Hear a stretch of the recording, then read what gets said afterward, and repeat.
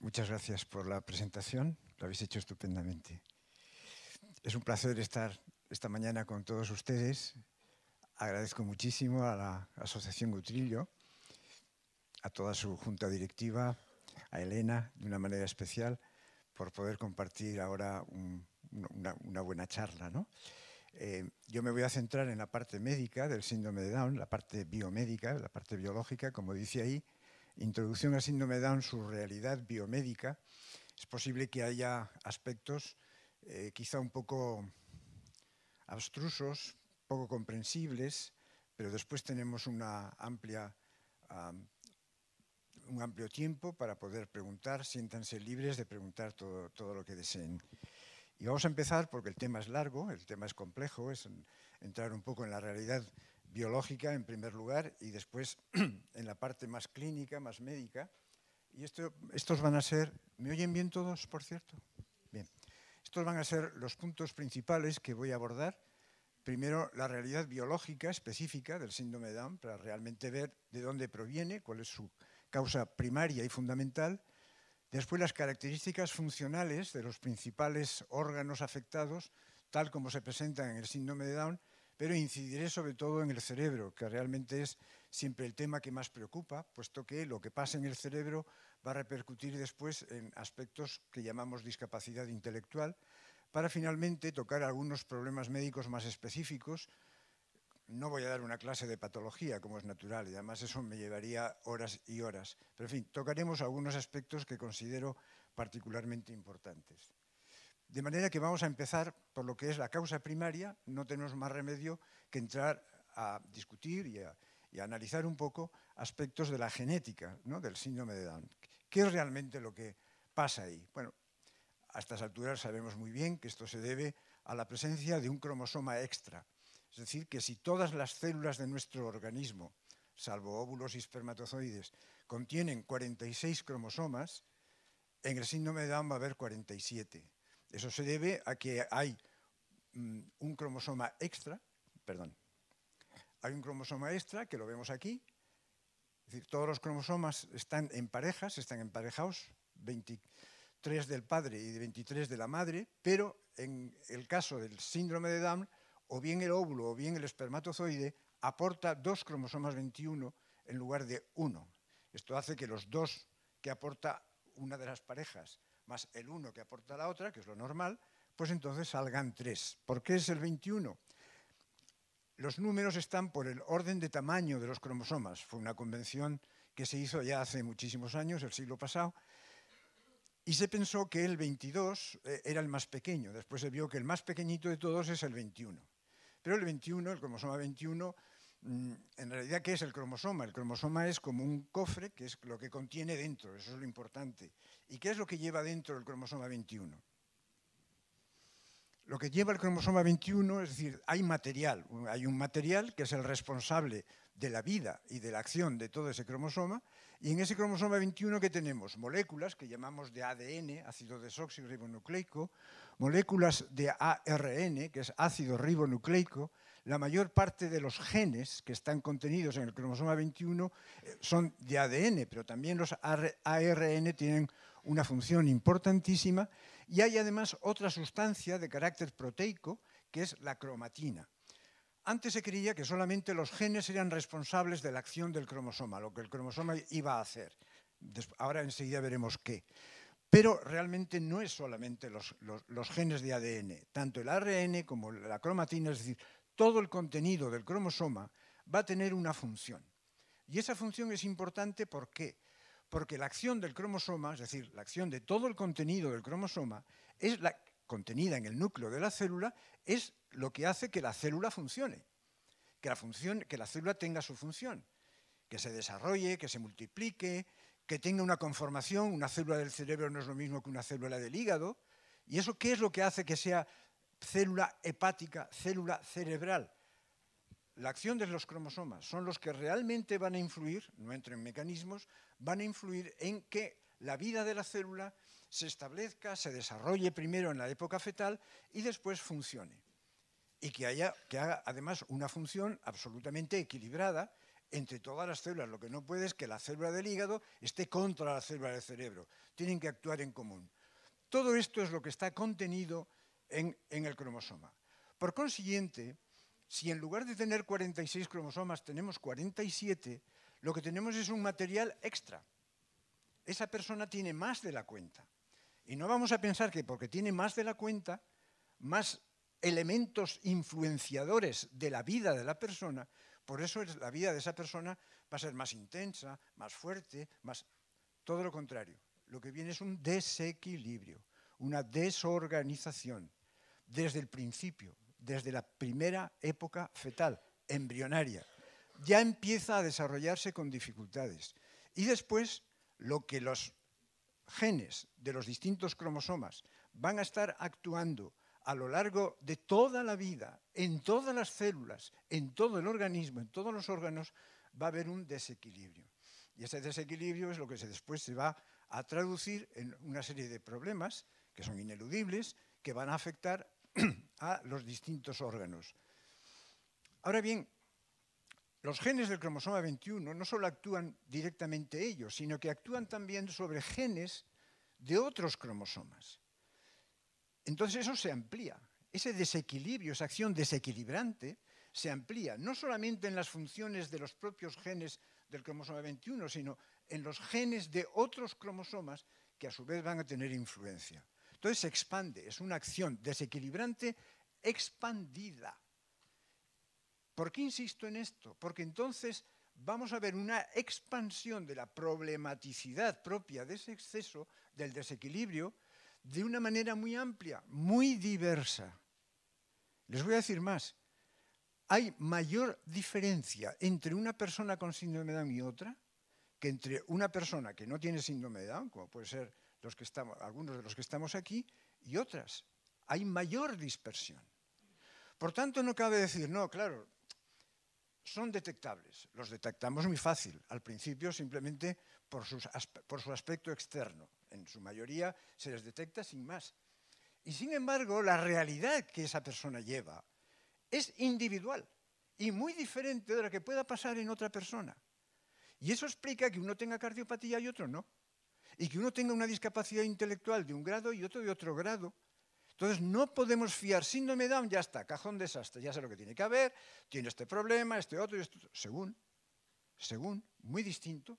Distinto en los órganos afectados de todo el organismo y distinto en la intensidad con que se expresa la diferencia en cada órgano. Y uno puede tener una cardiopatía y otro no. Y esa cardiopatía puede ser muy variable, que afecte a las válvulas o que no, con una mayor intensidad o con menos. Y con la discapacidad intelectual nos va a pasar lo mismo. Entonces, quiero insistir en este tema porque es quizá de los que más vamos viendo últimamente, esa diferenciación y esa diversidad en la afectación de los órganos que van a estar influidos por la desorganización. Por tanto, el desequilibrio origina dificultades en el desarrollo y función de diversos órganos, ¿no? Aparatos y sistemas. Ahí pongo algunos. Primero, el cerebro. Porque realmente, ¿qué es lo que más nos afecta? Yo soy padre de una hija con síndrome de Down. ¿Qué es lo que más me afectó en el momento de su nacimiento? ¿La posibilidad de la cardiopatía? Soy médico y sin embargo no tenía ni idea de lo que es el síndrome de Down, porque en la Facultad de Medicina casi ni se toca.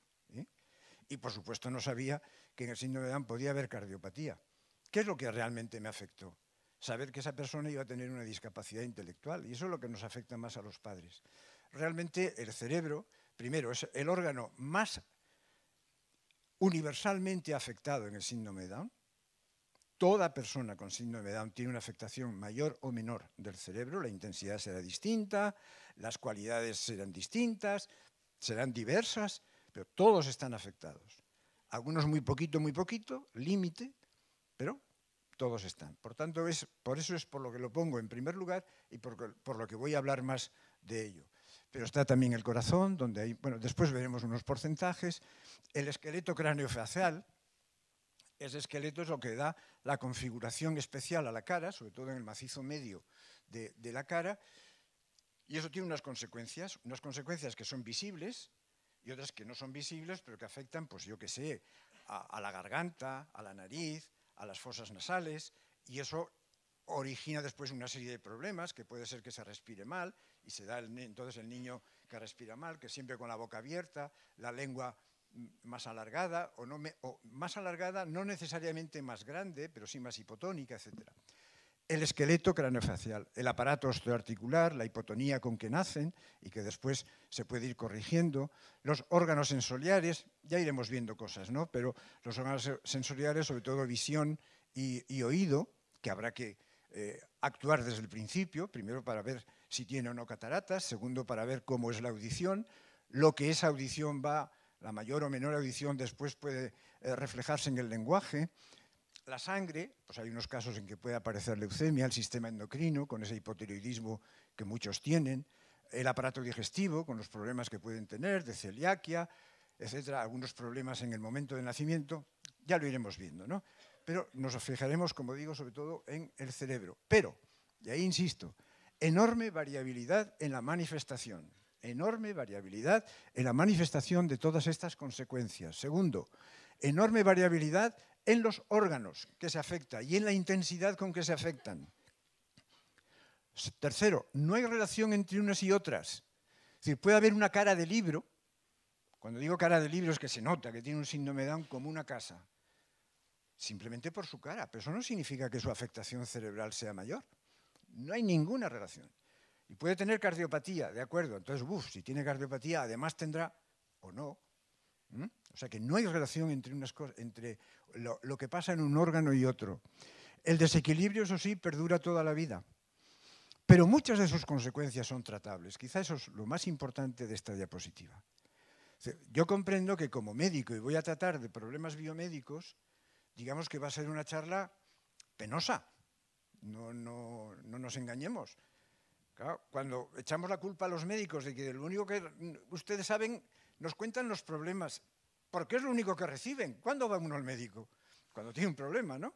Pues cuando el médico recibe y ve a una persona con síndrome de Down, cuando tiene un problema, y claro, entonces lo único que tiene en la cabeza son los problemas. Desgraciadamente, los médicos no están al día, y deberíamos estarlo, no están al día de las soluciones que hay. Soluciones que no pasan por la medicina, o sí, cuidando bien la salud, pero sobre todo pasa por la atención, la educación, la presencia, el apoyo, el cariño, es decir, todo eso es lo que realmente hace que muchas de estas consecuencias, aunque perduren toda la vida y que después a lo mejor llegan a la enfermedad de Alzheimer, que son tratables de una forma total o parcial. Y de hecho, ¿dónde está la esperanza media de vida ahora? En los 58 años. Pero no olvidemos que hace 25 años estaba en 25. Es decir, que casi lo hemos triplicado en muy poco espacio de tiempo, ¿no? ¿Por qué? Porque se han puesto los medios. ¿Qué medios? Pues unos de carácter médico, pero otros de carácter educativo. Es decir, la calidad de vida, que no es solo salud física, aunque eso es importante, sino la salud en su conjunto, la hemos mejorado entre todos.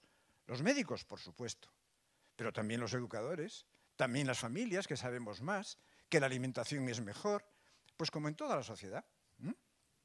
Bien. Bien, aquí hay una serie de cifras, que podemos estar más o menos de acuerdo en la precisión de las cifras, pero ¿qué vemos? Problemas médicos más importantes. La discapacidad intelectual, 100%.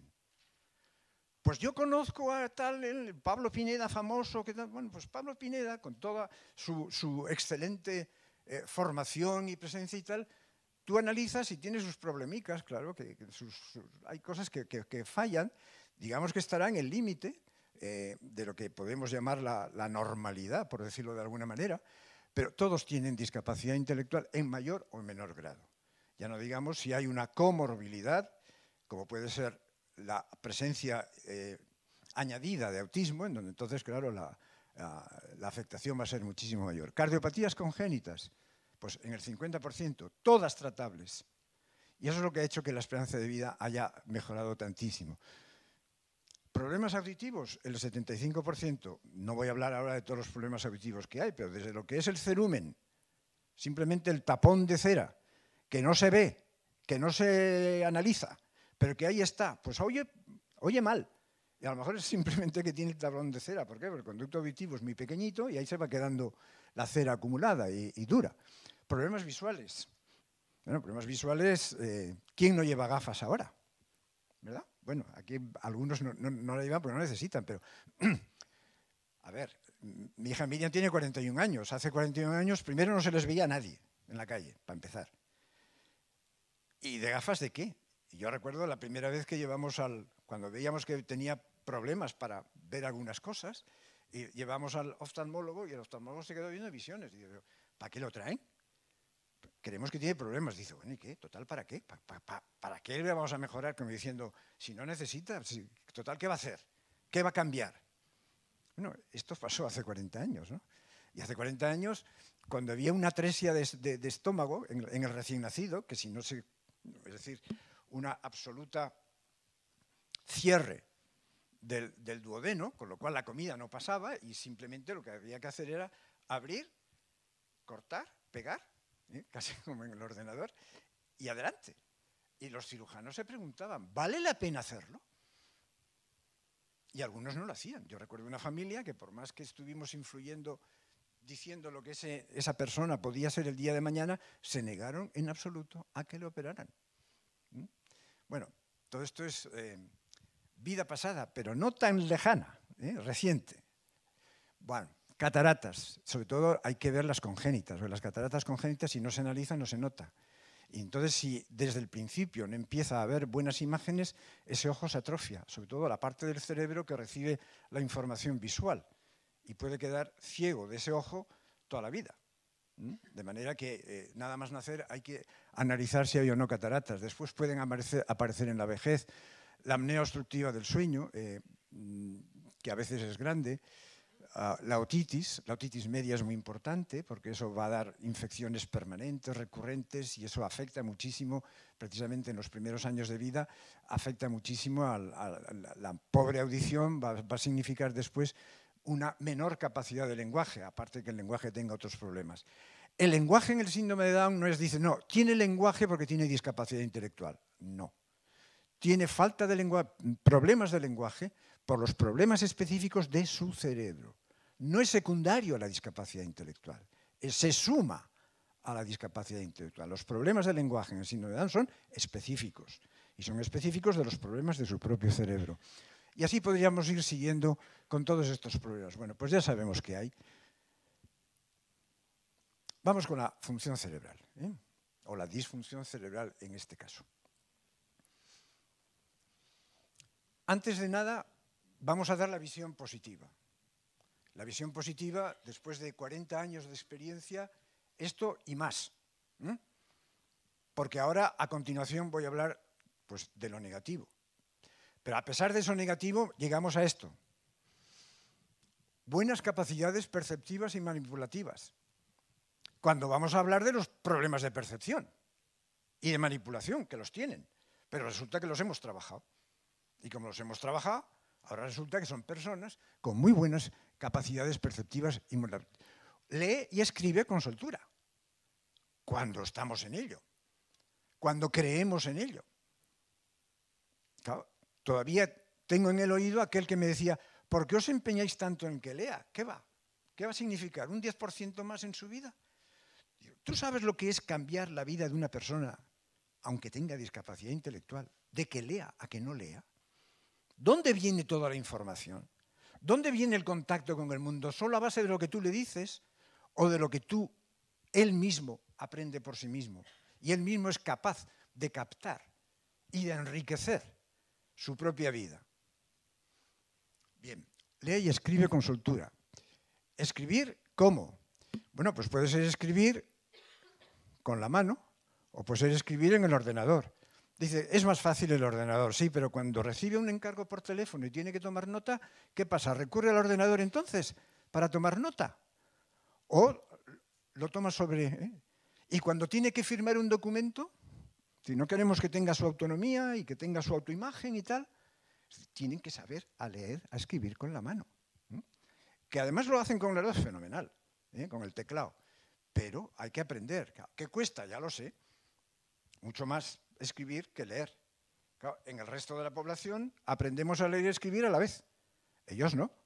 Aprenden a leer mucho antes que escribir. ¿Por qué? Porque escribir supone mucha mayor capacidad manual y cuesta más, pero hay que trabajarlo. Antes no se sabía cómo. Y nos decían, nadie con síndrome de Down será capaz de leer. Nadie. Eso nos dijeron. Nadie sabrá. Y si leen, será una lectura mecánica, no comprensiva, entonces no es lectura. Simplemente que sepa decir madre, pero si no sabe lo que significa madre, bien, eso ha cambiado.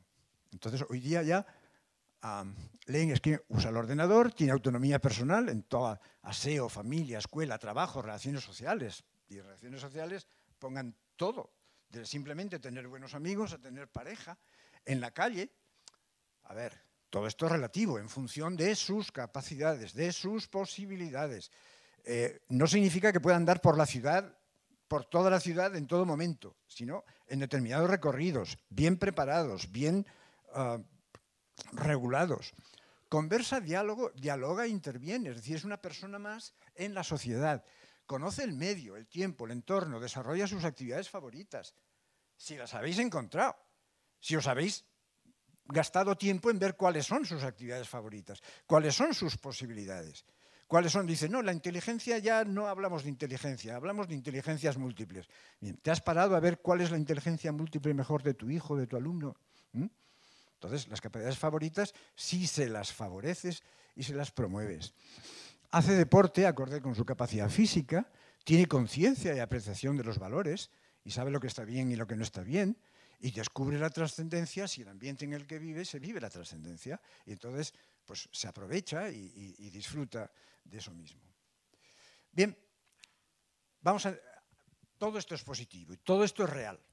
Y es el mundo real en que hoy día nos vivimos y sabemos que tenemos que llegar allá. Ahora, vamos a ver desde dónde partimos. Y vamos a analizar un poquito el cerebro. Y aquí en el cerebro, ¿qué es lo que vemos? ¿Qué es lo fundamental del cerebro? Sus células. Hay distintos tipos de células, pero en este momento lo que me interesa sobre todo es la gran neurona. Aquí tenéis una neurona, donde tenemos lo que llamamos cuerpo neuronal. Aquí está el núcleo, donde están los genes, donde están los cromosomas y donde están los genes, y están haciendo que esa neurona realmente viva. Y las grandes prolongaciones, estas son las dendritas, y aquí tenemos esto que sale para abajo, que es el cilindro eje. Tanto en el cuerpo neuronal como en todas las dendritas, es donde están recibiendo aportaciones, contactos de los millones de células que hay alrededor. De manera que una neurona recibe miles de prolongaciones que llegan a ella, de aferencias que llamamos, y ella a su vez, a través del axón y de sus ramificaciones, está en conexión con otros miles de neuronas. Eso hace que sea un elemento de comunicación extraordinario. Y así como la célula del hígado, su función es producir cosas propias para nuestro organismo, la función de una neurona, ¿qué es? Transmitir, comunicar. Y son los billones y trillones de comunicaciones, de contactos entre las distintas neuronas, lo que hace que realmente nuestro cerebro sea esa maravillosa máquina que nos permite actuar, vivir, expresarse, pensar, etcétera, etcétera. Y yo ahora mismo, que al tiempo que os estoy viendo, estoy hablando y estoy moviendo los brazos. Y además cuando hablo no simplemente muevo los labios, estoy trabajando con la respiración, la glotis está funcionando, pero además el cerebro está pensando qué está diciendo en este momento y qué es lo que voy a decir a continuación. Es decir, ese cerebro está actuando de una manera global, extensa, mediante toda esa comunicación. Importantísimas pues las neuronas, importantísimas pues las comunicaciones entre ellas y las redes que forman entre neuronas, porque una neurona nunca actúa sola, actúa en red, que permite que un conjunto de neuronas esté activando sobre todo mi palabra, otro conjunto de neuronas que está operando en el pensamiento, en lo que tengo que decir y lo que estoy diciendo, pero en permanente contacto, en permanente relación, en permanente armonía. El problema es que cuando las neuronas disminuyen, bueno, no quiero anticipar, Esto es la base fundamental, pues, de nuestro cerebro, está ahí. Bien, aquí tenemos una neurona, si queréis, un poquito más grande, y no olvidemos que aquí están las dendritas, y ved estas prolongaciones que hay, esta especie de cosa que llamamos espinas, son como espinitas, y estas espinas lo que hacen fundamentalmente es recibir información, contactos, a través de lo que llamamos sinapsis, contactos de la otra neurona que está hablándome a esta otra. Ellas están en permanente lenguaje, comunicación entre ellas. ¿A través de qué? Bueno, pues de una transmisión de sustancias neuroquímicas, como puede ser la dopamina, la serotonina, la acetilcolina, es decir, toda una serie de cientos, casi miles, de elementos químicos que se transmiten y que son los que hacen que una neurona active a la otra, o bien que la inhiba. Porque tan importante en nuestra vida es la activación neuronal como la inhibición neuronal. La inhibición neuronal que hace que una neurona no funcione demasiado, que funcione lo que tiene que funcionar. Porque si dejamos al sistema motor, a las neuronas motoras, las que son responsables de nuestros movimientos, que actúen a lo loco, vienen las convulsiones. Y lo que necesitamos son otras neuronas que tengan capacidad de frenarlas. ¿A través de qué? A través de sustancias que inhiben actividad de otras. Cuando hay un desequilibrio entre unas y otras, ¡zas!, convulsiones o parálisis, dependerá. Y cuando yo estoy haciendo una conducta y resulta que tengo que frenar mi conducta, por lo que sea, tiene que haber alguien que mande, párate. Y eso proviene de algún sitio. Y eso hay que hacerlo. Quiero decir, por tanto, que la interacción neuronal es tanto una interacción activadora positiva como una interacción negativa. Y tan importante es la una como la otra. ¿Me explico? Bien. Por causa del desequilibrio, ese del que hemos hablado al principio, originado por la sobreexpresión de genes, este es un término que os tendríais que familiarizar. Sobreexpresión. ¿Qué significa? Que como hay más genes de la cuenta, están haciendo más de lo debido y desorganizando. Pero eso es en términos científicos lo llamamos sobreexpresión. Pues como consecuencia de la sobreexpresión de los genes, ¿qué es lo que al final vemos? Deficiencia en la neurogénesis fetal. ¿Qué es neurogénesis? Neurogénesis es producción de neuronas. Es decir, no olvidemos que en el principio que existía una célula, fruto de la fusión del óvulo y el espermatozoide. Una. Y a partir de ahí empiezan a dividirse, a dividirse, a dividirse, a dividirse. Así tenemos los millones de células que tenemos en nuestro organismo. Pero no solamente es importante que se produzcan, sino también que se diferencien. Otro término bonito. O sea, una cosa es producción de neuronas y otra cosa es diferenciación de neuronas.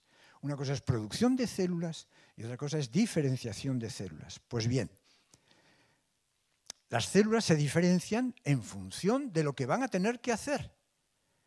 Unas formarán el hígado y después funcionarán como tales células hepáticas. Otras formarán el corazón. ¿Y qué serán? Serán músculos que funcionen contrayéndose para la función cardíaca, etcétera, etcétera. O sea, las células se diferencian. Pero una vez diferenciadas y puestas ya en un determinado órgano, siguen diferenciándose. ¿Qué quiere decir? Que no todas, en el caso del cerebro, que no todas las neuronas son iguales. Cada una va a un sitio distinto, cada una tiene propiedades diferentes, cada una transmite de una manera diferente. Una transmite mediante la dopamina, otra transmite mediante la acetilcolina. Son distintas y están en sitios distintos del cerebro y cumpliendo su función. Por tanto, tenemos estos dos conceptos. Uno, neurogénesis y otro, diferenciación. Pues bien, hay una deficiencia en la neurogénesis fetal. O sea, ya en el feto ya empiezan a formarse menos neuronas. Esta es una realidad, después veremos cifras. También en la neurogénesis postnatal. Tercero, deficiencia en el número y extensión de las ramificaciones dendríticas. Es decir, hay menos neuronas. Segundo, esas neuronas tienen menos ramificaciones, menos lo que hemos llamado antes dendritas. Es decir, van a tener menos posibilidades de interacción unas con otras. Serán redes más pobres. ¿Por qué? Pues porque se conectan menos. Cuarto, deficiencia Y en el número y forma de las espinas, las que os he enseñado antes, también hay menos. Por consiguiente, tienen menos posibilidades de recibir información. Quinto, deficiencia en la mecánica y química de la transmisión sináptica, en el modo en que una neurona conecta con otra y activa o inhibe a otra. Es decir, hay todo un conjunto de elementos que realmente están deficitarios debido, como siempre al principio, debido a la sobreexpresión, a ese desequilibrio que hemos visto que hay por el exceso, por la existencia de un cromosoma de más, un cromosoma extra. Entonces, en el síndrome de Down, ¿qué es lo que se ha visto? Y son datos de hace un par de meses. Fetos. Las diferencias entre los cerebros con y sin síndrome de Down se encuentran entre un -5 y un -38%, que es un amplio rango. En unos solamente un 5%, pero en otros llega a un 38% en el volumen, tamaño del cerebro. Estamos hablando de lo que llamamos anatomía macroscópica. Bebés y niños, ya en una etapa posterior, las diferencias entre los cerebros con y sin síndrome de Down oscilan entre un -11 y un -44%. Sí, esto es una realidad que se ha visto cuando ya las investigaciones realmente son abundantes en estos términos, ¿no? Pero si ahora ya de la anatomía macroscópica vamos a estudiar las neuronas, las células, fetos, pues las diferencias en celularidad de los fetos están entre un -22 y un -39. ¿Veis la variabilidad? Bebés y niños, entre -19 y -57%. Esto en cuanto a la producción y presencia de neuronas. Segundo, diferenciación celular. Es mayor hacia la línea astrocitaria. ¿Esto qué quiere decir? Que las células del cerebro no son solo neuronas. Hay otro tipo de células, también muy importantes, que son lo que llamamos astrocitos, que tienen otra función. La función no es tanto comunicar como nutrir a las neuronas. Pues bien, en el caso del síndrome de Down, lo que hay es una mayor diferenciación hacia la línea astrocitaria. Hay, por tanto, menos neuronas y, en cambio, más astrocitos. ¿Eso puede ser bueno? Puede ser bueno, pero también puede ser malo. Bien, esto es lo que, como digo, después ya de muchos años de trabajo, los autores han terminado por dar estas conclusiones. Bien, las modificaciones neuronales antes señaladas no aparecen en todas las regiones del cerebro de las personas con síndrome de Down. Es decir, hay una especificidad. La discapacidad intelectual no es un cajón desastre. La discapacidad intelectual tiene también sus propios cajones y uno de ellos es el síndrome de Down. Y los problemas cerebrales en el síndrome de Down son distintos de los problemas cerebrales que hay en otro tipo de síndromes o en otro caso tipo de situaciones que no sean sindrómicas. Pues como puede ser malos embarazos, hemorragias, otro tipo de lesiones cerebrales. ¿Y dónde las vemos de una manera especial? En el síndrome de Down, en el cerebelo, que ha sido el gran olvidado, y sin embargo hoy día conocemos su importancia, el hipocampo, que es una zonita pequeña, pero enormemente importante en el cerebro, porque va a tener que ver mucho, entre otras cosas, con la memoria, en la corteza prefrontal, que la vamos a citar mucho, y ahora veremos dónde está, y en el lóbulo temporal, sobre todo en la circunvalación temporal superior. No quiere decir que no pueda haber también en otros lados. No quiere decir, como tantas veces ya he repetido, que siempre aparezca en todos ellos y siempre aparezca con la misma intensidad. No, hay una enorme variedad, como hemos visto, en la cantidad de células que pueden faltar o en los problemas que pueda haber, pero de ver unos y otros, llegamos un poco a estas conclusiones. Bien, aquí tenemos pues esquemas del cerebro.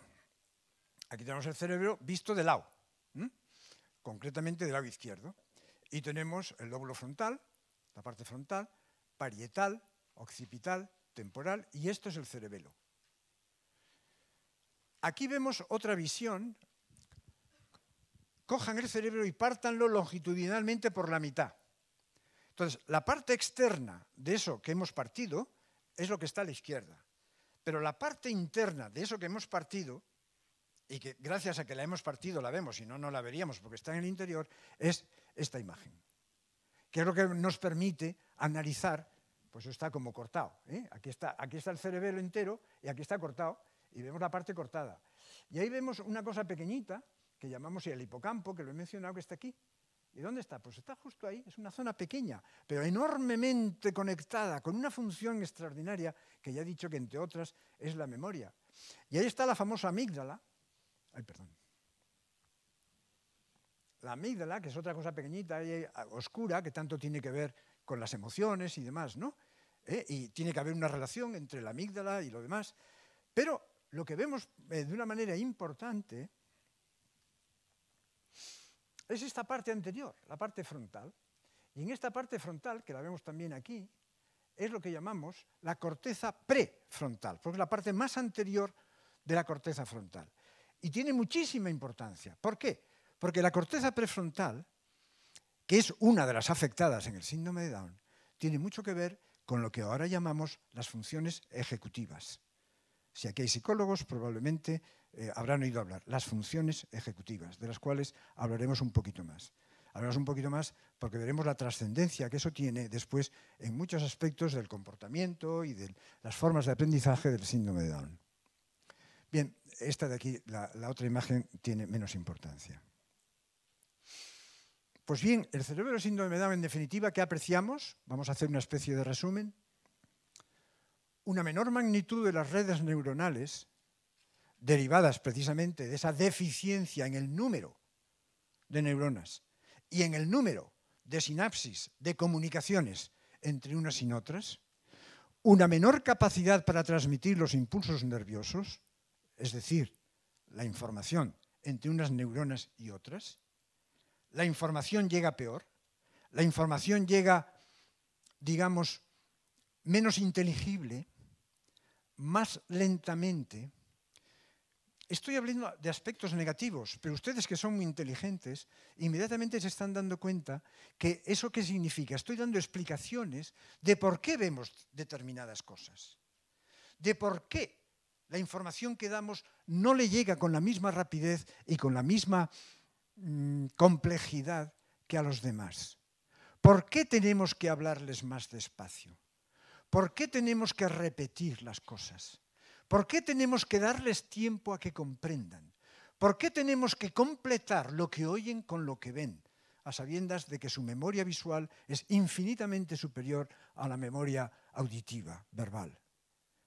Tenemos que completar las cosas. Quiero decir, el conocimiento de los problemas no es para hundirnos en la miseria, no es para ponernos a llorar, aunque a veces a mí me puedan salir las lágrimas, sino precisamente, primero, para entenderles, para ponernos en su lugar y para buscar herramientas que puedan mejorar estas cosas, porque con menos neuronas las podemos hacer trabajar más.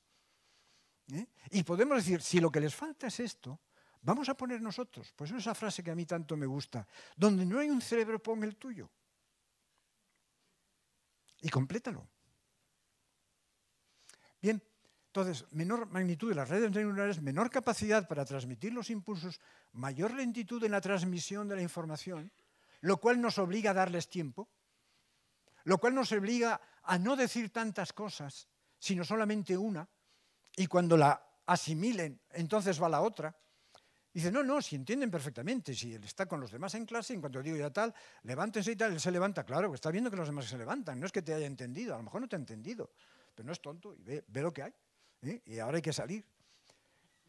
Menor consistencia en las conexiones, cuidado con esto, la sinapsis, menor consistencia en las conexiones, ¿qué quiere decir? Que las conexiones tienen que estar firmes para que realmente la información permanezca, si no, no hay memoria. Tienen que estar firmes. ¿Y de qué depende la firmeza de las conexiones? De la capacidad que tienen las propias conexiones, que son vivas, de permanecer firmes. Y ellos las tienen más débiles. Por tanto, lo que hoy aprenden, mañana lo han olvidado. Dice, eso nos pasa a todos. Dice, a unos más y a otros menos. Pues llevábamos con esto y no hay manera y tal. Y resulta, ayer lo hizo muy bien y hoy lo ha hecho muy mal. Pues oye, es que sus conexiones van y vienen, se forman y se desforman. Eso es así. ¿Por qué? Porque tienen pobreza, cierta pobreza en sus capacidades de conectar. Menor consistencia que se forman, son menos estables y más vulnerables. Y eso tiene unas cogniciones sobre ¿qué? Sobre la cognición, la capacidad de aprender, la capacidad de retener, la capacidad de recordar, y no me vale decir, no, yo esto ya me lo sé, lo que pasa es que no me acuerdo. Pues mire usted, no lo sabe. Como decía, la memoria ya no es necesaria, todo está en Internet, ya. Si no la tienes en la cabeza y no la tienes viva, no te salen ideas. No porque estén en Internet tú tienes las ideas. Las tienes que tener tú, las tienes que trabajar tú. Y que incluso cuando duermes, allá estén. Y que al día siguiente se te ocurre algo que el día anterior no había manera. Te habías atrancado en algo porque están ahí viviendo, es decir, nuestras ideas están constantemente trabajando en el cerebro, ¿no? Entonces, consecuencias sobre la cognición, consecuencias sobre el lenguaje, porque en el lenguaje hay una serie de, en el síndrome de Down, por un lado interviene la corteza prefrontal, por otro lado interviene el lóbulo temporal, parte del lóbulo temporal, y por otra parte interviene el cerebelo. Precisamente 3 áreas que, como hemos visto antes, están debilitadas en el síndrome de Down. Y eso explica lo que les decía al principio. Los problemas de lenguaje en el síndrome de Down no son los problemas propios de una discapacidad, que pueden tenerla. Es decir, una discapacidad intelectual puede tener problemas de lenguaje también, pero son añadidos. Y por eso el lenguaje hay que trabajarlo. Y hay que trabajarlo, naturalmente, con la ayuda del logopeda, pero sobre todo con la familia. ¿Dónde se aprende a hablar? No en el gabinete del logopeda, que le ayudará en un momento dado para problemas determinados, sino en casa. Y si en casa no hablamos y no les metemos en la conversación y no lo hacemos desde pequeños y aunque no contesten, ahí insistimos, y no hay interacción, no hay comunicación, no habrá manera de que se hable. A aprender a hablar se aprende en la familia. Bien, después les mostraré un libro que tienen ahí fuera y que convendría que lo vieran mucho. Así que consecuencias de la cognición, el lenguaje, la propia conducta, ya veremos por qué, pero como siempre, con una amplia variabilidad interindividual. Las bases del aprendizaje y de la cognición, así muy en términos generales, pues las funciones neuropsicológicas están la atención, la motivación, están muy correlacionadas. Si no hay motivación, no hay atención, pero si no hay atención, ¿cómo te motivas? Entonces, ahí andan las dos, una con otra. Es fundamental. Es decir, ¿por qué mi hija le interesa? Vamos, tiene una memoria impresionante para aspectos de películas. Se sabe, todos los artistas están mejor que yo. Vamos, ni me entero. Los títulos, tal. Pues porque es lo que le gusta y está motivada realmente y lo vive y todos los días coge el periódico y una de las cosas que lee en el periódico son las películas que hay y las que va a ver y tal, ¿no? Y más aún, todos los viernes, cuando vienen las novedades de la semana, se encarga de apuntarlas para dárnoslas a nosotros para que estemos enterados de las películas que va a haber esa semana, que se van a estrenar, ¿no? Bien, quiero decir, dependerá de la motivación que se tenga, las emociones, que intervienen muchísimo, obviamente, en el aprendizaje, la memoria en sí misma, tanto a largo plazo como a corto plazo, no voy a entrar en ello porque me llevaría mucho.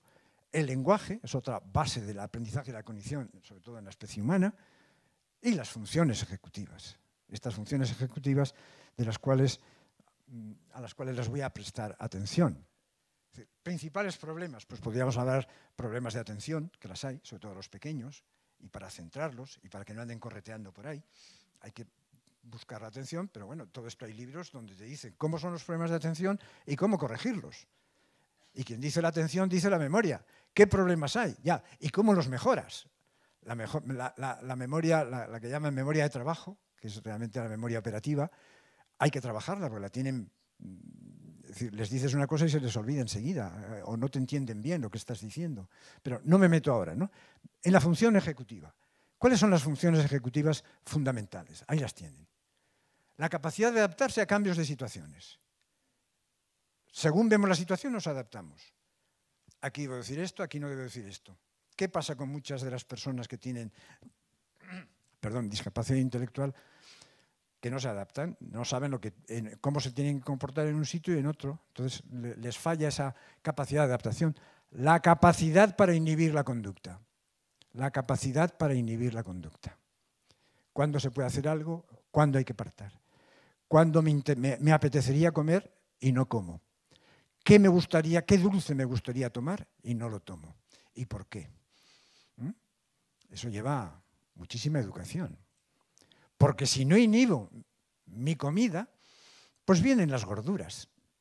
Y todos sabemos que en el síndrome de Down, especialmente en el síndrome de Down, la capacidad de sobrepeso o realmente de obesidad es muy grande, por varias razones. Una de ellas que comen mucho, que les gusta, lo cual está muy bien. Primero, que coman de todo, que coman equilibradamente, que coman a las horas, nunca fuera de horas.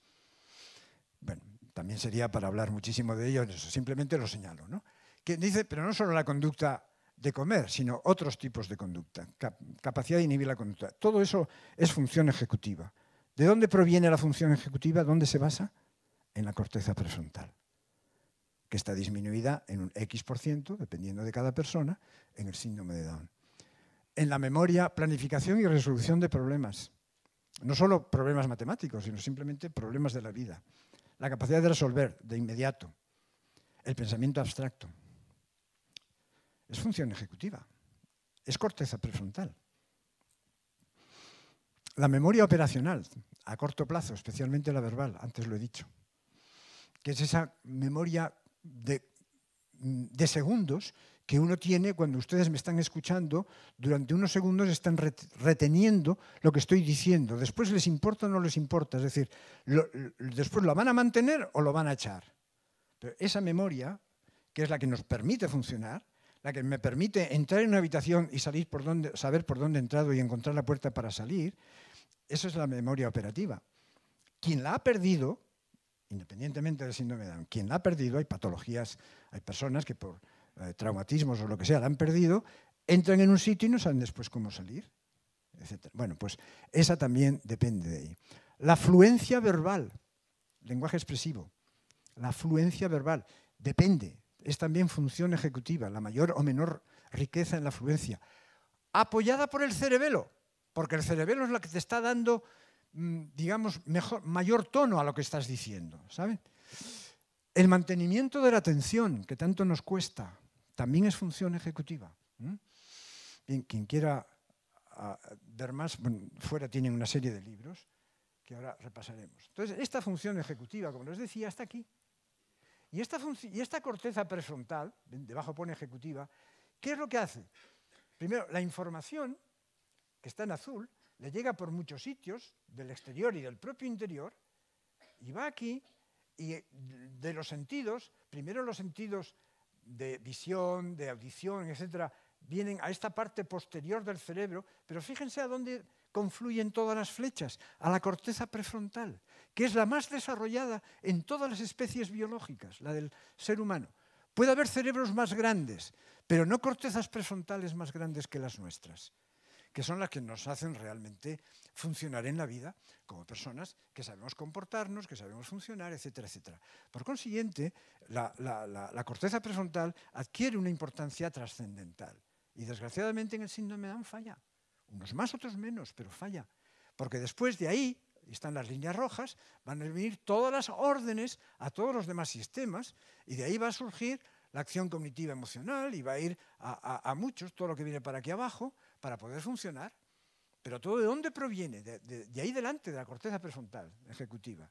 Perdonen que insista tanto, ¿no? Pero quizá la gente no es tan consciente de los problemas que el fallo en la corteza prefrontal existe y que es una cosa bastante, no es que sea la única discapacidad intelectual que tiene esos problemas, pero ahí los hay, junto con los problemas del cerebelo, junto a los problemas del hipocampo y del lóbulo temporal.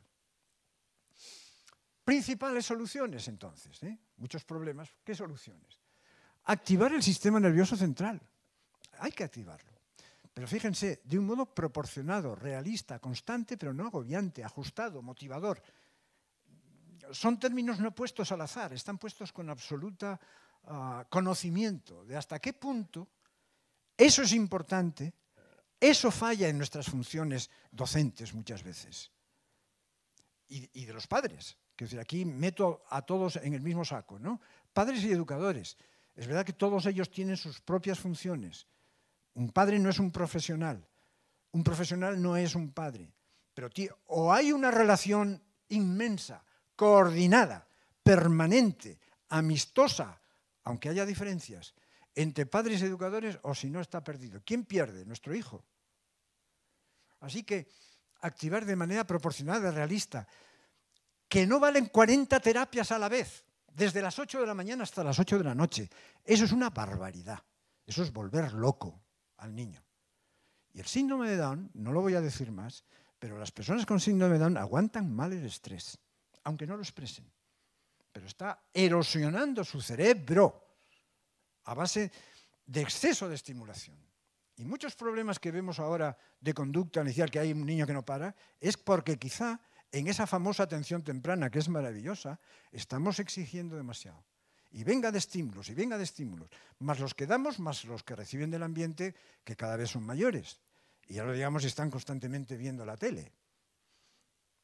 Bien, la buena noticia es que la estimulación favorece la neurogénesis.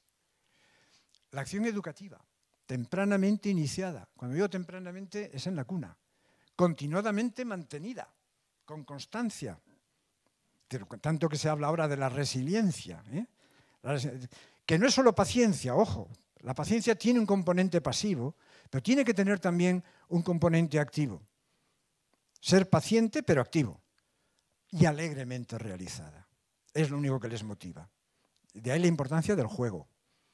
De que los padres gastemos nuestro tiempo, buena parte de nuestro tiempo en el juego con nuestros hijos con síndrome de Down, desde pequeños. Que también toda la docencia que impartamos vaya con unas veces tiene que ser seria, pero que haya un componente lúdico y sobre todo humor. Le puedes estar riñendo, le puedes estar, pero que vea humor y que meterle en el chiste y meterle en el juego. Entonces, el modo en que nosotros educamos influye muchísimo, muchísimo. El día que tenemos un mal día, el mal día lo va a tener el alumno, eso seguro. Y además lo ves. O sea, yo recuerdo de mi hija, el año que le tocaba una maestra animosa, garbosa, alegre, y el año que le tocaba otra. Es que venían del colegio de manera diferente. Y había un año que la niña iba encantada al colegio y había otro año que iba al colegio porque tenía que ir, pero no tenía ninguna gana. Pero los padres, que claro, perdemos la paciencia tantísimo porque las tenemos mismo al lado y a veces nos sacan de quicio, pero tenemos que reír mucho, que tenemos que cantar mucho, que tiene que ser una casa alegre. Eso es importante, alegremente realizada. Combinar la esperanza, que nos induce a ir más alto, con el realismo. Un poco lo que trato en esta charla es, digamos, combinar las cosas, ¿no? Ver qué podemos hacer, que podemos hacer mucho, y por eso es todo lo que estamos consiguiendo y a dónde están llegando nuestros hijos, pero también les estoy dando unos datos muy realistas, quizá un tanto deprimentes, pero que son una realidad. Y por tanto, que no me vale decir, no, mire usted, como desgraciadamente he oído a personas muy encumbradas en las asociaciones del síndrome de Down, no hay problema, un poquito más lentos, nada más. Pero por lo demás, nada. No, mire usted, son más lentos, pero además sus capacidades tienen un límite. Y no por querer dar buena imagen tenemos que mentir a la sociedad. Es decir, tenemos que conocer los problemas, pero tenemos que conocer también, naturalmente, las posibilidades, ¿no? Las soluciones. Entonces, combinar esperanza y realismo, y eso solo se hace con conocimiento. Conocimiento significa estar aquí, y por eso muchísimas gracias por en un sábado que estén ustedes aquí, pero codos. Quiero decir, hay que leer.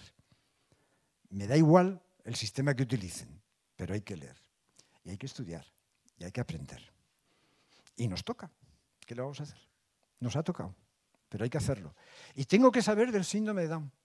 Pero tú que además eres educador, en un sitio donde además del síndrome de Down hay otras personas, tienes que conocer también lo que pasa con otras personas con discapacidad. Hay cosas que son iguales entre unos y otros. Hay aspectos muy iguales. Yo estoy marcando mucho las diferencias, pero hay muchas cosas comunes con otros tipos de discapacidad intelectual. Pero tenemos que saber también lo que pasa con otros síndromes, las peculiaridades, tanto en la parte médica como en la parte educativa. Así que cultivar el conocimiento. Aspectos críticos en las primeras etapas, sobre todo en los más pequeños, la inestabilidad en la adquisición de conceptos, ya un poco lo he insinuado antes, la deficiencia en la motivación, pues porque les cuesta, claro, el estar ahí. Entonces, bueno, empieza por algo que realmente conozca y que sepas que lo va a hacer bien para animarse y entonces ya después seguirás con otras cosas.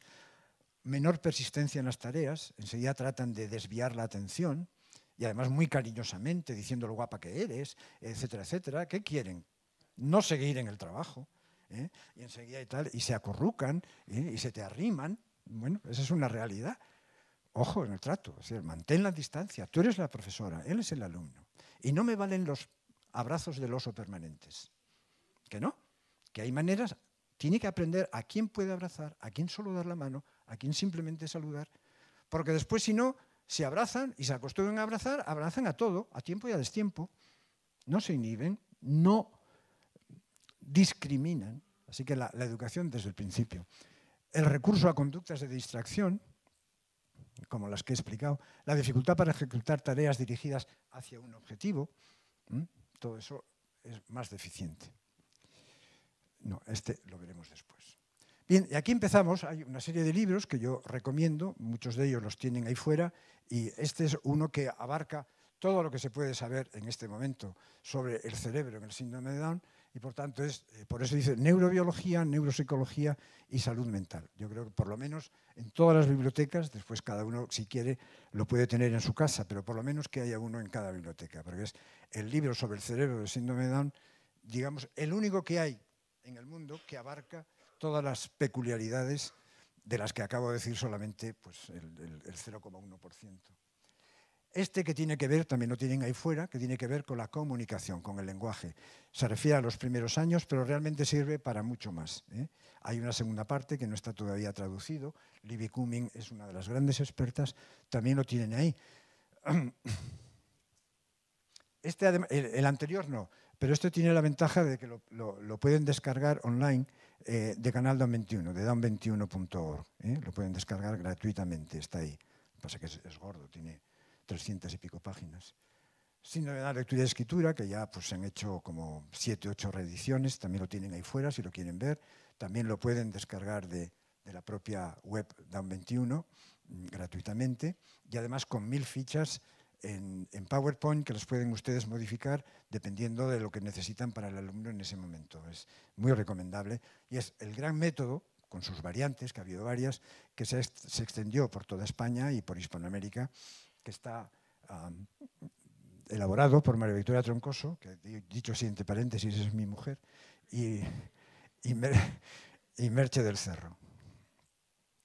Bueno, ahí fue. Ese libro del enseñar a leer y escribir, realmente María Victoria lo empezó con mi hija mayor. Mi hija mayor tiene otro síndrome, también con deficiencia mental, que se llama el síndrome de Cullen-de-Vries, muy antiguo en sí, pero descubierto como tal hace 10 años.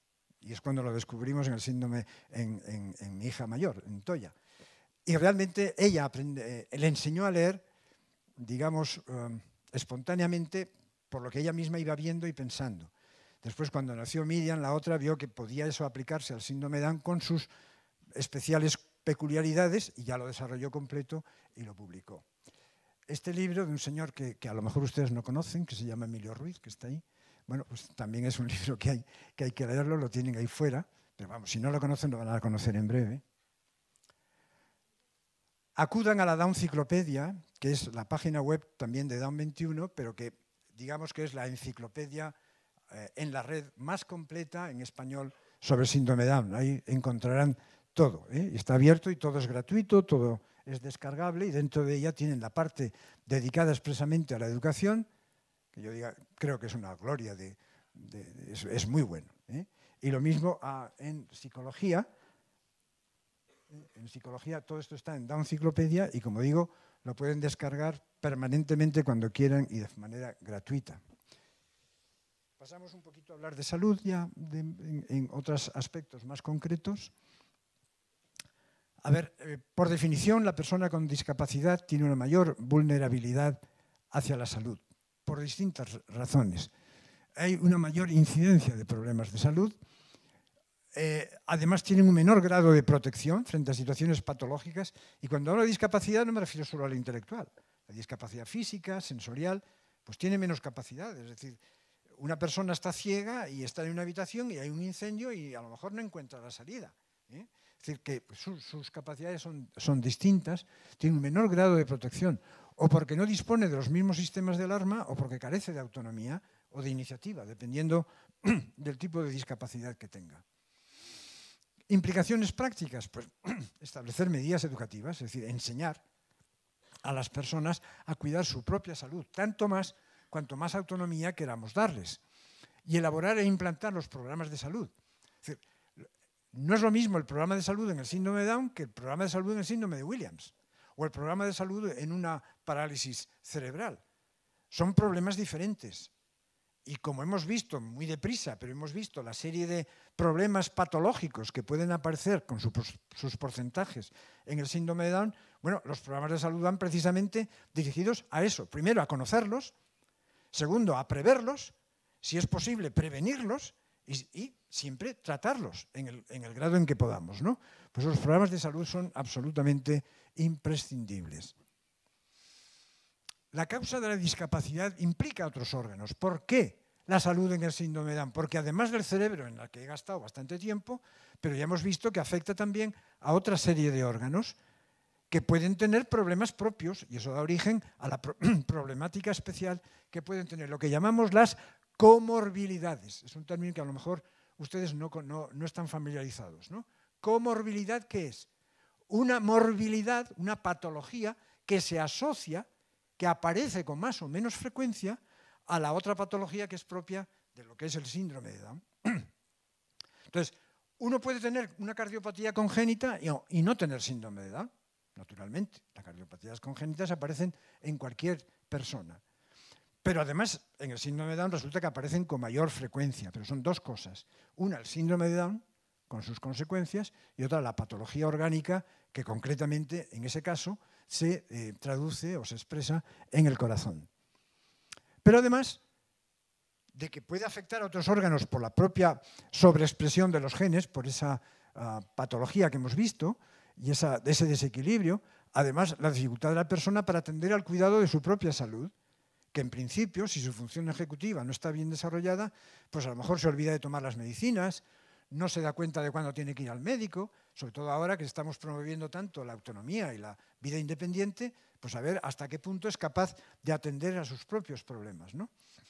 Y el factor salud, al final, es el factor salud en el desarrollo del esfuerzo mental. Es decir, si no hay buena salud física, ¿qué le van a exigir a ustedes que atienda, que aprenda, que trabaje, etcétera? Oye, cuando tenemos un dolor de cabeza o cuando no nos encontramos bien o tenemos un poquito de fiebre, ese día no funcionamos igual. Bueno, ¿cuántos niños, me refiero a niños, con síndrome de Down o mayores que ya están haciendo su trabajo, cuántas personas a lo mejor han pasado una mala noche o tienen un catarro y no se encuentran bien y eso influye después en su rendimiento intelectual, ¿eh? De manera que no aprendemos igual, no trabajamos igual con nuestra cabeza cuando el resto del organismo no está en forma. Así que el factor salud tiene una gran importancia en ese desarrollo del esfuerzo mental que ya de por sí les cuesta. Por tanto, es importante que tengan un buen estado de salud. Los padres han de ser los mejores transmisores del programa de salud. Dice, esto es cuestión de los médicos. Pues debería ser, pero va a depender más de nosotros. Aquí ya me refiero sobre todo a los padres, que puede haber. No tengan inconveniente en ir con el papel que ustedes han bajado de Internet, pues a lo mejor del área de salud de Down 21, con tal problema, que están todos ahí muy bien explicados, y se los dan al médico. Mire usted, he leído esto. Y esto ya aparece en una web expresamente dedicada al síndrome de Down y además llevada por especialistas. Porque los médicos desconocen muchísimas cosas, ¿no? O sea que no tengamos miedo en meterlo. Pero por supuesto están las guías, está el programa español de salud, que ya está muy desarrollado, y lo pueden descargar también. Ahí tienen la de Down España, ¿no? Esa es la guía. Y ahí tienen el programa disponible en Down España, pero con ampliación de la información. Es decir, en el programa de salud de Down España te dice 4 cositas, muy bien dichas, pero pocas. Ahora, si quieren conocer después a fondo cada una de ellas, dependiendo de su interés, acudan entonces a Down 21, donde dentro de Down Enciclopedia tienen toda una área dedicada a los problemas de salud. Y hay un momento importante, que es el diagnóstico prenatal, que hoy día está tan de moda y que sabemos la problematicidad de todo tipo que eso puede significar. De información a las familias, pero también de desinformación y de hacerles tomar decisiones realmente duras, como puede ser el eliminar al hijo que tienen en sus entrañas, ¿no? Entonces, ¿qué es lo que recomendamos aquí? Que les den, a los médicos, que den una recomendación, vamos, unas informaciones objetivas. Es decir, que sepan que además de los problemas hay soluciones. Y desgraciadamente la mayor parte de los médicos, la mayor parte de la sociedad, no echemos toda la culpa a los médicos, porque a lo mejor es el compañero de trabajo, el vecino, el abuelo, tal. Un horror, qué desastre, qué tal. No dan información objetiva. Yo no voy a decir, me parece mal a mí abortar, pero no es esto. Cuando a mí me viene una consulta, yo no voy a decir usted no aborte porque eso, por las razones que sean, no. El síndrome de Down tiene estos problemas, pero también tiene estas cualidades. Ténganlo ustedes presentes, es un hijo y ustedes deciden, ¿eh? Pero por lo menos que sea bien informado, que no se da. Y como conocemos tantísimos casos de desinformación, incluso escrita, la última, el gran catedrático de ginecología en Perú, diciendo que el síndrome de Down es una barbaridad, que hay que ver los desastres que tiene, todo para poder hacer propaganda sobre los métodos de diagnóstico de síndrome de Down prenatal que muchas veces van a llevar al aborto. Bueno, a esa persona, digamos que habría que meterla en la cárcel, ¿no? Porque está confundiendo, está falseando la realidad. Aquí en este librito, lo tienen ahí fuera, es muy pequeñito y ojalá todos los médicos de España lo tuvieran, donde explico el síndrome de Down, comunicar la noticia al primer acto terapéutico. Todos tenemos experiencia de cómo hemos recibido la noticia y lo mal muchas veces que la hemos recibido, y ahí se da toda una serie de normas y de ejemplos. ¿Qué piensan las personas sobre síndrome de Down? No conozco ninguna persona con síndrome de Down que haya dicho qué mal que he nacido. Todas están felices con su vida, pues ya sabemos. Entonces, no pongas palabras en su boca, no digas cómo es una vida, ni qué satisfacción tiene, ni qué felicidad tiene, si ellos te están diciendo que son felices. Lo que pasa es que la felicidad es variable y tiene también sus grados. Bien. La salud en síndrome de Down de la infancia hasta los 12 años tendríamos que hacer... Es tiempo ya, me parece, ¿no? Para la... Termino enseguida, ¿eh? La salud en síndrome de la infancia hasta los 12 años, es decir, toda la parte primera, pues cuidar el desarrollo psicomotor, el peso, podríamos dar toda una charla sobre alimentación, la higiene personal en todos los aspectos, de limpieza, las vacunaciones, ahora que empieza a haber una especie de antipropaganda contra las vacunaciones, es una barbaridad lo que se está haciendo, teniendo en cuenta que la inmunidad, que no la he tocado, en el síndrome de Down está disminuida, propiamente, ¿eh? No es que sean... No es el SIDA, vaya, o sea, no es una inmunodeficiencia, pero sí hay una menor capacidad de inmunidad. Entonces, un catarrito simple se te convierte en una pulmonía como no te des cuenta. Y lo digo por experiencia propia, porque Miriam ha pasado 3 pulmonías y todas empezaron con un catarrito bobito. Bueno, pero ¿qué pasó? Que le bajó y que enseguida hizo una neumonía. Y claro, una neumonía puede ser seria, ¿no? A ver... La odontoestomatología, hoy día ya tenemos mucho cuidado en los dientes, lo tenemos en la población general, prueba de ello la cantidad de clínicas dentales que pululan por todos los lados y cada vez tenemos más conciencia de que la buena salud dental es buena para todo.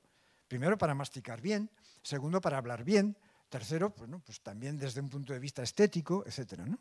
Bueno, pues cuidar y que sepan lavarse los dientes siempre después de cada comida y de... Bien, la enfermedad celíaca, la obesidad, la visión y audición, que hay que permanentemente, porque hay cosas que son para toda la vida, hay que atenderla a base de explorarla adecuadamente. La función tiroidea, que hay que hacer un análisis cada año, toda la vida, cada año, toda la vida. ¿Por qué? Porque hay hipotiroidismo congénito, que aparece en el nacimiento, que son los menos casos, pero a lo largo de la infancia van apareciendo cada vez más casos de hipotiroidismo. Pero es que también durante la adultez aparece hipotiroidismo. El de Miriam, mi hija, apareció a los 31 años. Lo que pasa es que cada año le íbamos haciendo análisis Y fuimos viendo cuando la TSH estaba aumentando. Dijo, uy, empiezas ya a sospechar qué puede pasar aquí. Entonces se le hizo a los 6 meses otro análisis y a los 6 meses otro análisis hasta que realmente se vio. Bueno, pues eso con una pastillita por la mañana solucionado. Cosa tan simple, ¿no? Atender la comunicación y el lenguaje, sobre todo, claro, en las primeras edades. El aparato locomotor, los trastornos del sueño, nos llevaría también, pues, como mínimo otra hora para hablar, cada vez son más visibles, duermen mal, tienen problemas, algunos simplemente es de mala educación. Bien, ya hay, en Down 21 ya hay programas precisamente para mejorar todo esto, pero después está la apnea obstructiva del sueño, que eso sí que ya es más problemática y que aparece a cualquier edad. Antes creíamos que era solo los niños, porque tenían adenoides, porque tenían amígdalas grandes, pero otras veces no, aparecen después. ¿Y qué significa eso? Que pasan periodos durante el sueño donde no respiran.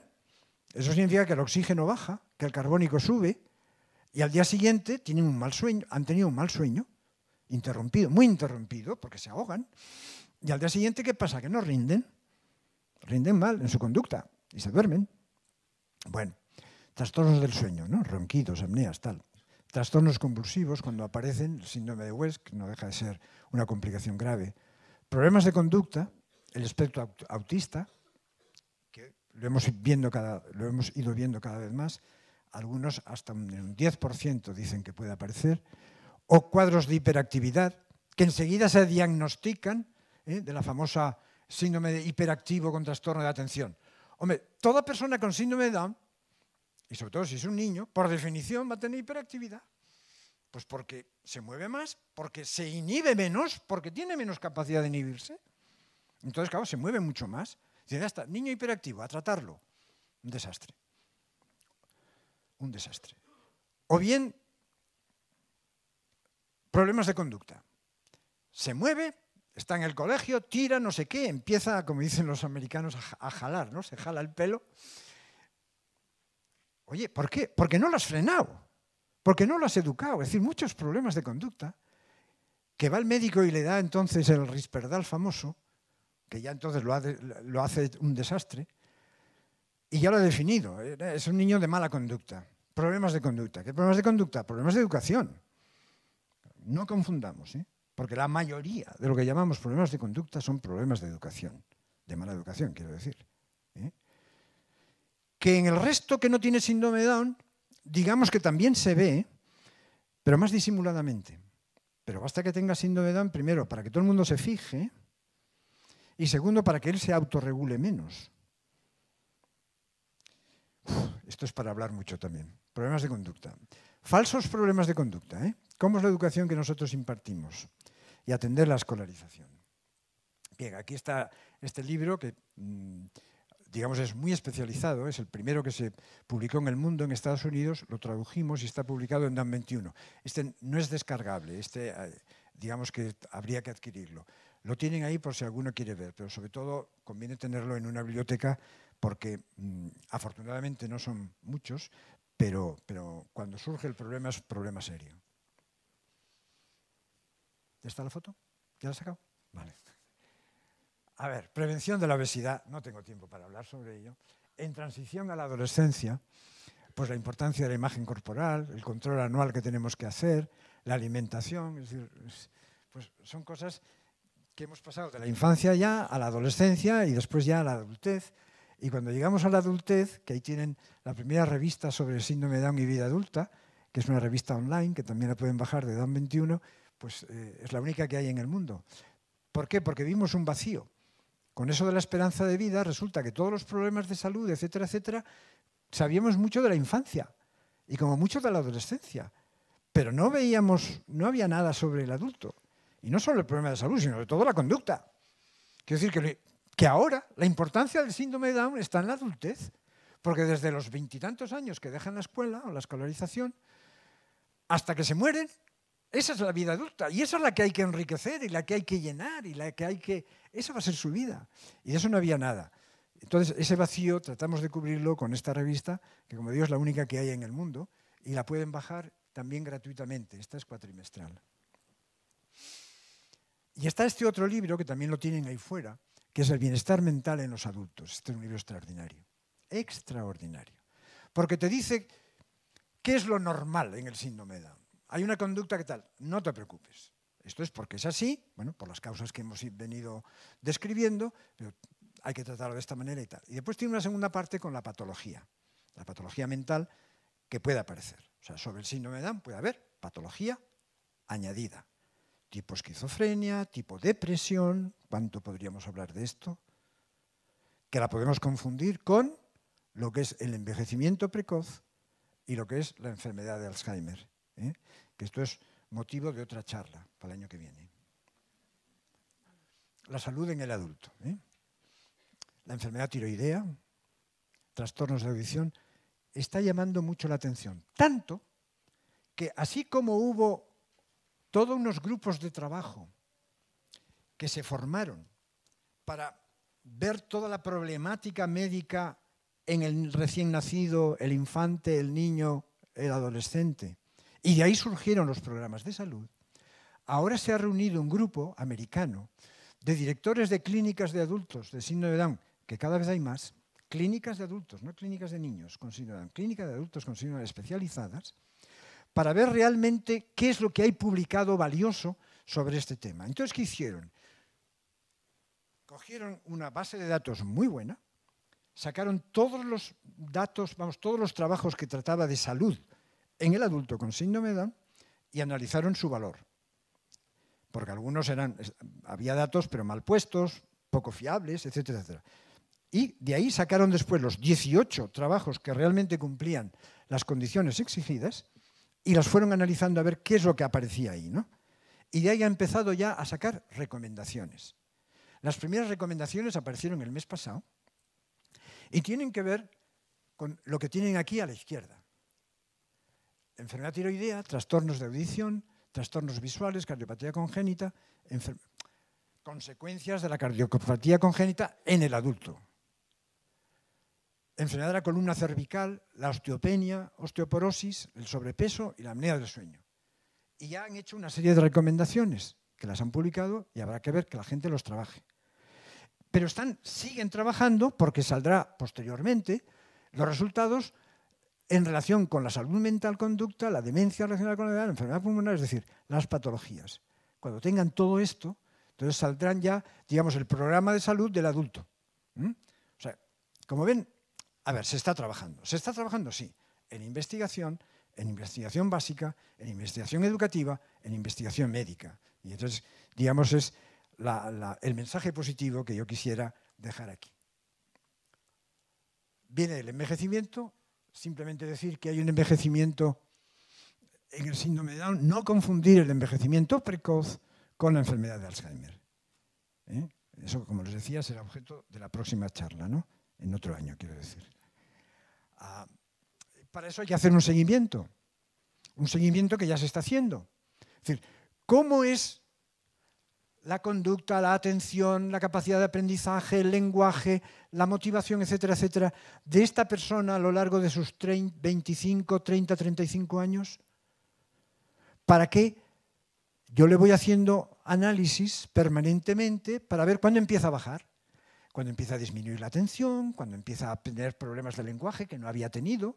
Mi hija habla perfectamente. Bueno, cuando empecemos a ver, así podremos ver. Entonces, hacer un seguimiento, una línea de base y con las mismas técnicas psicométricas, ver cuándo empieza a disminuir para ver cuándo realmente empieza a bajar, porque envejecen unos 20 años antes.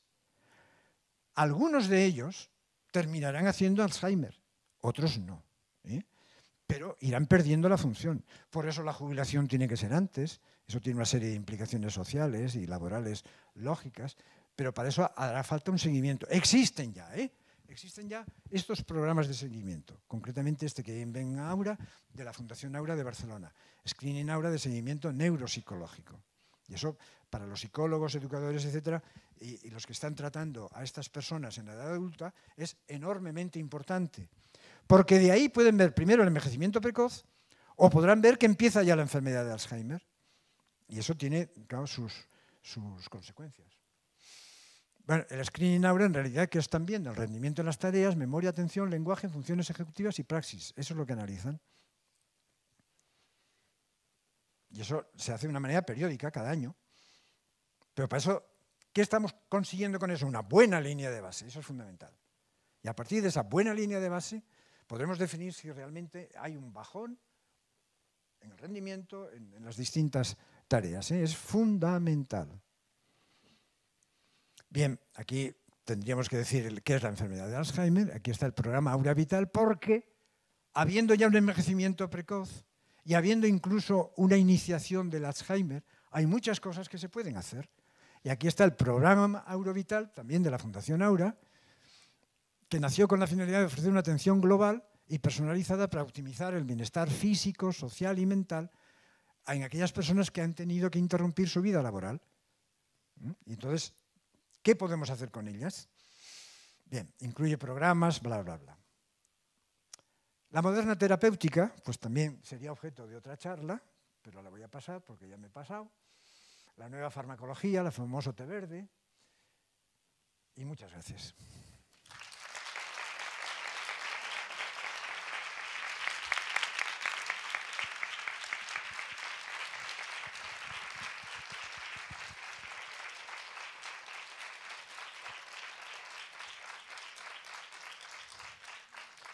Preguntas, preguntas.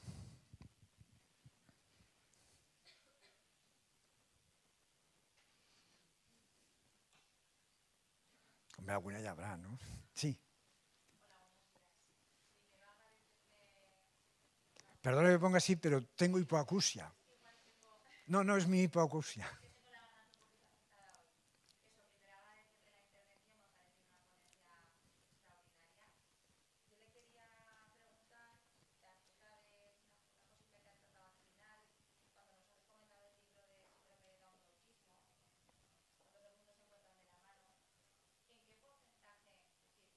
Entre el, en,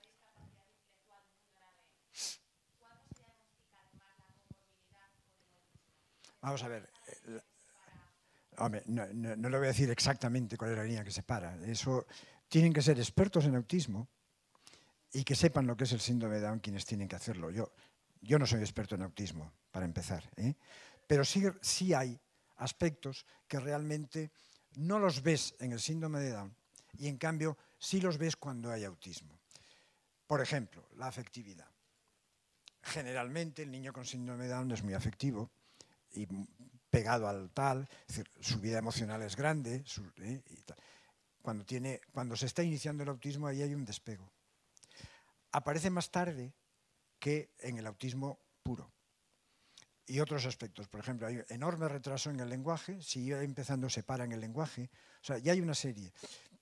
Si realmente le interesa el tema, el libro que he puesto ya le indica exactamente, con mucha precisión, las cosas que hay ahí. Entonces, yo lo que le recomiendo es que lo lea.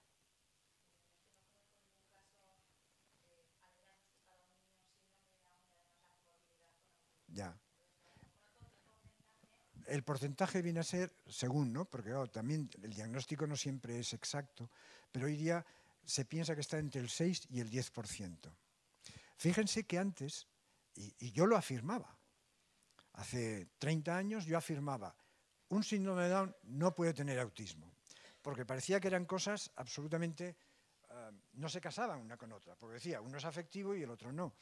Y sin embargo, pues me tuve que tragar mi equivocación y ver que sí, que realmente lo hay. Afortunadamente no es frecuente, pero es más de lo que pensábamos, ¿no? Entonces está entre el 6 y el 10% cuando realmente estás dentro. Que no hay que confundirlo con el síndrome de Down severo, en términos de discapacidad, ¿eh? Puede que tenga una discapacidad realmente muy lenta, que no hay manera de que hable, que no hay manera de que aprenda, que tal, que está ahí, y sin embargo, pues sí ha pegado a la familia y hay síntomas que no son realmente autistas, sino simplemente que probablemente el déficit neuronal que tiene pues está en los puntos más bajos, ¿no?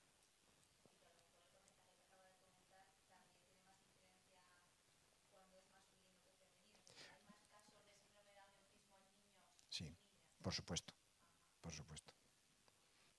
Lo dice porque el autismo se da más en niños que en niñas, ¿no?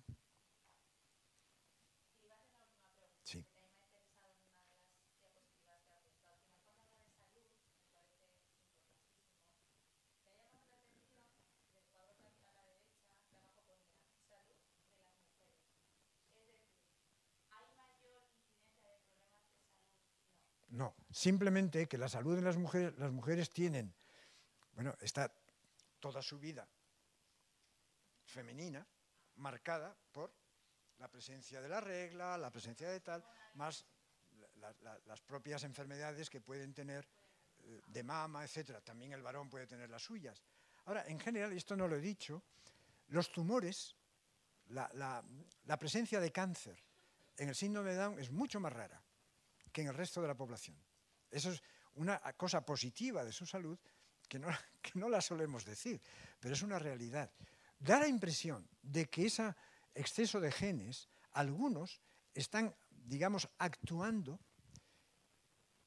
limitando, precisamente porque tiene una menor proliferación celular. En el cáncer, ¿qué hay? Proliferación celular, ¿no? De acuerdo, pero en el proceso común resulta que puede más la menor capacidad de proliferación que la menor inmunidad que puedan tener, salvo en la leucemia. Es decir, hay leucemias, pero en la edad infantil sobre todo, más frecuentes, claramente más frecuentes en el síndrome de Down que en el resto de la población. Una vez que ha pasado la niñez, la aparición de leucemia en el síndrome de Down es muy rara, muy rara. Ahora, en los niños hay un tipo de leucemia que hay que ver cómo se explica. Yo puedo decir, la frecuencia de esta leucemia en el síndrome de Down es 30 veces mayor que en el resto de la población. Claro, tú dices esto y a la gente se le cae la cabeza. O sea, ¿cómo puede ser, no? Pero una cosa es el porcentaje de ese tipo y otra cosa es la cantidad de leucemia que hay en la población con síndrome de Down, que es el 1%. Digamos que es un poquito más alta. Pero no es aquello de decir, no, es que es 30 veces mayor que. Hombre, hay maneras de decir las cosas, sin ocultar nada. Lo digo cuando hablas con personas, sobre todo a padres, ten cuidado de cómo dices las cosas, ¿no? Porque los médicos a veces tendemos a exagerar. Y como les digo, los médicos solo vemos problemas. Y claro, cuando nos hablan del síndrome de Down, lo único que hablamos son de los problemas. Entérate de todas las otras cosas, ¿no? Y además, lo que hay que decir a los médicos, yo se lo digo, lo que hay que decir a los médicos, tú no eres el protagonista del tratamiento del síndrome de Down, tú eres el protagonista de su salud, pero el protagonista real de la formación, lo que va a ser esa persona en la vida, una vez que su salud es buena, por supuesto, dando por supuesto que la salud es buena, es la acción de la familia y la acción del educador. Esos son los protagonistas. Tú déjate, no hay pastillas, no hay ni tés verdes. El té verde funciona según. No nos hagamos tampoco ilusiones, ¿no? Bien. Sí.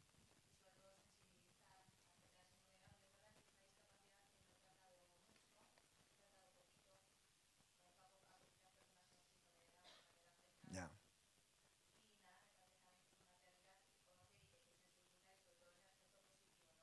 Efectivamente. Muchas gracias. A ver, más cuestiones. Sí.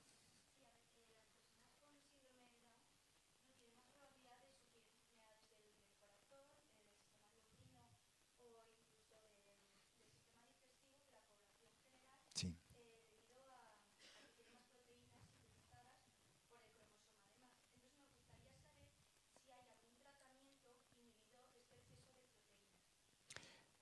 Se está trabajando mucho, se está investigando mucho, pero no hay.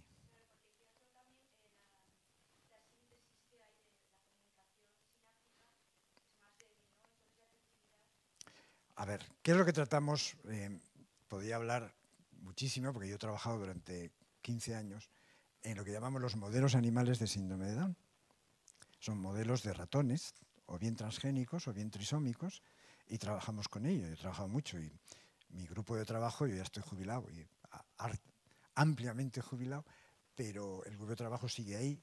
En España hay dos, sobre todo, el de Santander y el de Barcelona, que lo lleva la doctora Mara Diersen. Y estamos trabajando, se está trabajando mucho en eso, precisamente en ver qué productos pueden frenar, lo que trata es sobre todo a niveles muy básicos, de frenar la actividad, la hiperactividad, la sobreexpresión de esos genes. Sabemos cuáles pueden participar precisamente en la neurogénesis, en la diferenciación celular, pero son varios. Es decir, lo malo del síndrome de Down es que son 700 genes los que están sobreactuando, lo cual no quiere decir que estén haciendo proteínas de más, sino a veces inhibiendo la función de otras proteínas. Es enormemente compleja las acciones de los genes. Pero si lo que el gen DYRK1A está interviniendo, por poner uno, o el SOD1, lo que sea, sustancias que frenen la actividad de esos genes, ¿no? Por ahí va la investigación en buena parte, pero todavía no tenemos. Entonces, lo del té verde, bueno, la epigalocatequina trata de frenar un poco la actividad del gen DYRK1A, pero sabemos las limitaciones que esa sustancia está teniendo por mucha propaganda que le demos. Sí. No le oigo. ¿Cómo? Sí.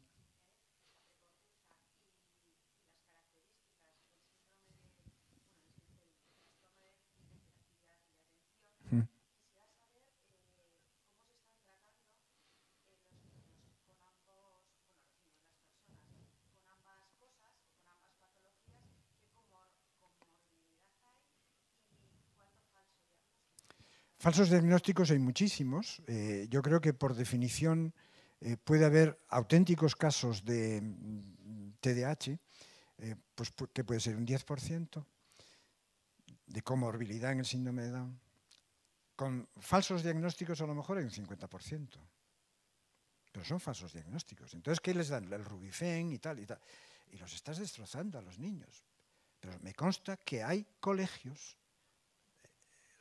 los que me consta son de Latinoamérica, donde las direcciones de los colegios obligan a los padres a que si quieren tener un niño incluido, esté tratado o por su TDAH o por su mala conducta, es decir, o con Rubifen, o metilfenidato, o Ritalin, o lo que sea, o con Risperdal.